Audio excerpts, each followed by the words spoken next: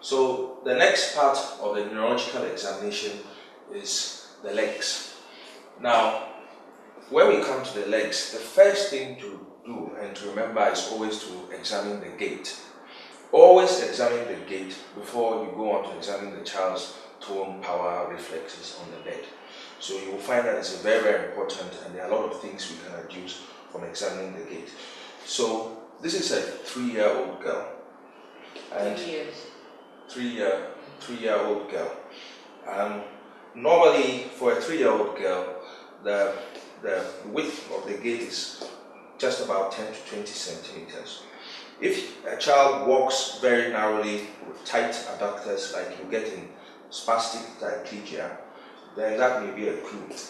Or alternatively, if you have a wide base gait, then you could have a child who either has decreased tone or some weakness of the hip joint or any other part along the nervous system. So let's see how this child walks. Now walk for me, let's see. Walk. Let's go. Walk. Good.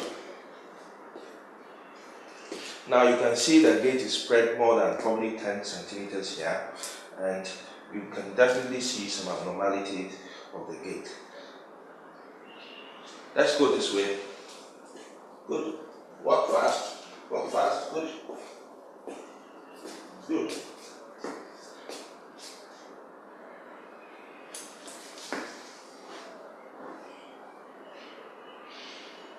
I'm quite sure any observant clinician could tell the difference between the left and right sides, that there was probably weakness on one side.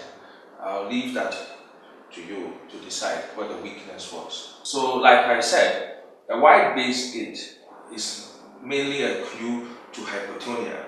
So it means there is weakness, and this weakness could be also from cerebellar dysfunction, or there could be weakness at the hip joint, or from weakness on the entire limb on that side.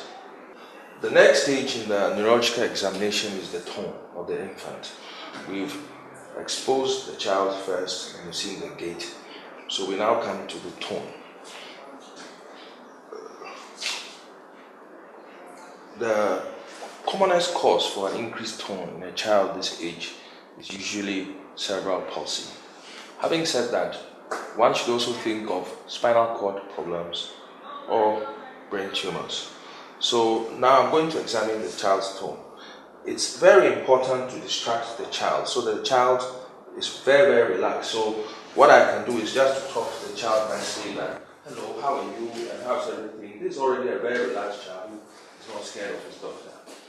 It's important to make sure that the head is midline, as the head turned to one side can increase or make reflexes brisker due to what we call the asymmetric tonic neck reflex.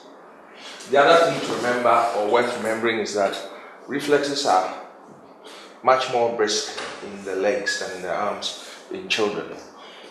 To assess tone in this child, it's very important to examine the limb for any contractures, just to see if that would have any bearing on what we're examining. In a slightly younger child, it's quite easy to just abduct at the hips like this and abduct just to see if the tone is increased. So by just doing this maneuver, I have an idea of whether the tone is increased or not.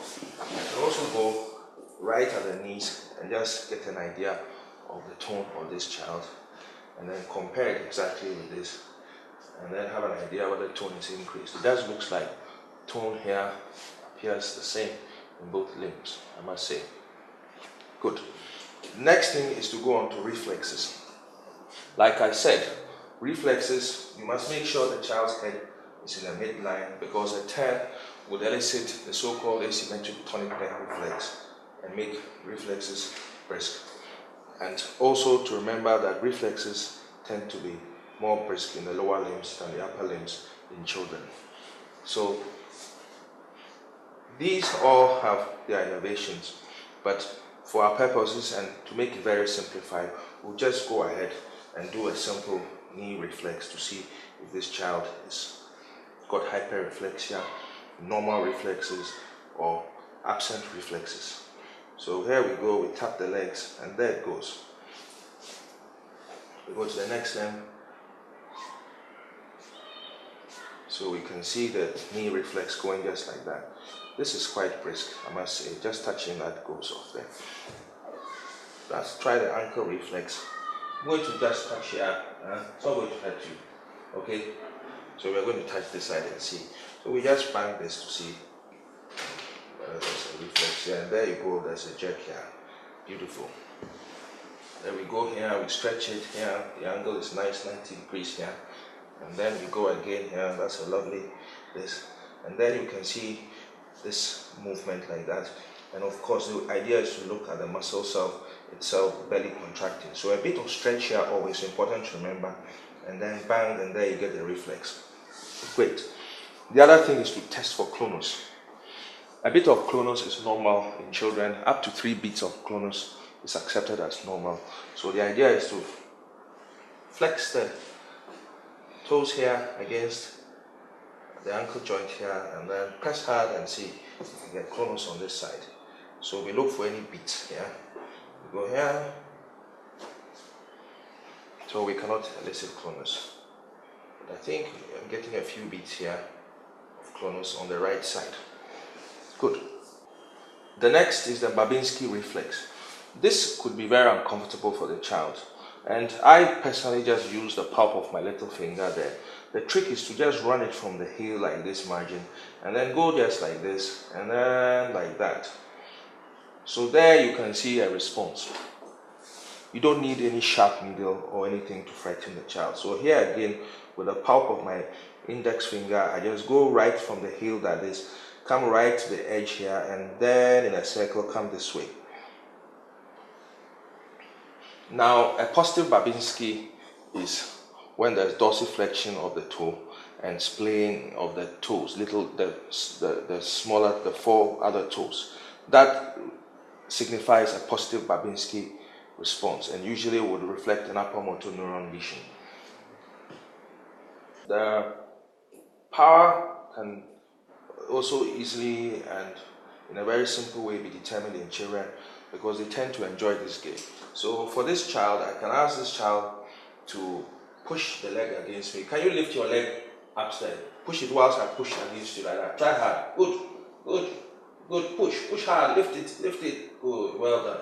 Try it on the other hand. Try it on the other leg, sorry. Push hard, lift it. Good. Try it. Lift hard. Lift this leg hard. So quite clearly, I can determine that there's a difference in power. Here, I will put it at grade 5, and here I'll probably get it at grade 4. That is really from my field. The next thing is to tell this child to dig, let's say, the heels deep into the bed. Now, push your leg into the bed, and then I'll try and pull against you. So don't let me do that. Okay? Push your leg hard into the bed. Push it into the bed. So I'm lifting. No, try and push it into the bed. Push it down like this. Then I'll push it up against you. So try. Good. Push it into the bed. Push it into the bed. No, push it down into the bed. Good. Well done. That's it. Now let's do it on this side. Push it into the bed whilst I pull against you. Good. Well done. Push it hard into the bed. Good. Well done. Oh, you are strong, aren't you? Good. Another simple test is to push against me. Push. Well done. Good. Ooh. Good. Push your toes against me like that. Push. No. Good. No. Good. Well, I'm going to pull like that. You go backwards like that. Do that. Push it upwards. Up. Good. Pull against me. Pull. No. Push upwards. Good. Push upwards. Push this one upwards. Go up like that. Go. Good. Well done. So this simple test can determine whether there are differences in power, and then you can just grade it in simple terms like we said earlier on according to MRC grading. The next thing is to test the limb girdles and trunk. And the ability to test these muscle groups in children is important, as the muscular dystrophies present with proximal muscle weakness. Often, the initial complaint is of problems with walking, running or climbing stairs. So number one, the shoulder girdle. It's very simple to ask the child to mind how he will be coming. Can you get up now for me? Good girl, good girl. Just come this way. So let's see. Can you do like you are combing your hair? I'll give you this. See, do it like you are combing your hair. Do like you are combing your hair. Can you do that for me? Good. Comb your hair for me. Yes. Good. So this is testing proximal muscles here and seeing if there's any weakness. These are usually tests for neuromuscular diseases. Just try your left hand. Do it like you are combing your hair. Do like this. Can you comb your hair like this? Good. Well done. Can you comb your hair? Good. Good. And the other thing is to see how quickly they tire during this process. And a typical disease that might let them tire is myasthenia gravis. So with this maneuver, we ask the child, can you come down here? Let's get down here. Good girl. Good. Now look at me like this. See, from a crouching position, sit down. Can you do like this?